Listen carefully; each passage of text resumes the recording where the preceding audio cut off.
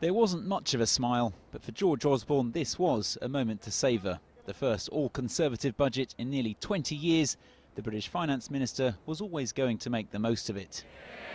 A budget that sets out a plan for Britain for the next 5 years to keep moving us from a low-wage, high-tax, high-welfare economy to the higher-wage, lower-tax, lower-welfare country we intend to create.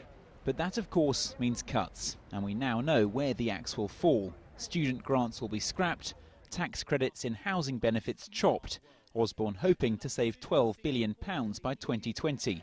Certainly not popular with everyone, but according to IG's Chris Beecham, the Chancellor is on the right track. I think the measures he's announcing today will continue to solidify Britain's recovery, really.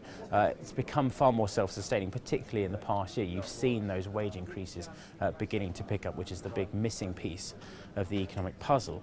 Britain's economy is due to grow by 2.5% this year, according to the Bank of England, but it still has a budget deficit equivalent to 5% of its output, something Osborne wants to eliminate within 5 years. So on top of welfare cuts, he's scrapping the permanent non-dom tax status and introducing a new 8% surcharge on bank profits in January, something to replace the bank levy that will gradually be phased out, perhaps in the hope of keeping HSBC in Britain.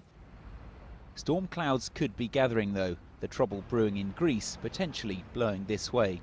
I think it will continue to weigh on us quite considerably, and I think that's what you're seeing from the likes of Mark Carney already saying that actually the economic recovery isn't quite as strong as they might have liked in terms of interest rate increases, and that we'll still continue to feel the unfortunate effects of that knock to confidence from the Eurozone crisis.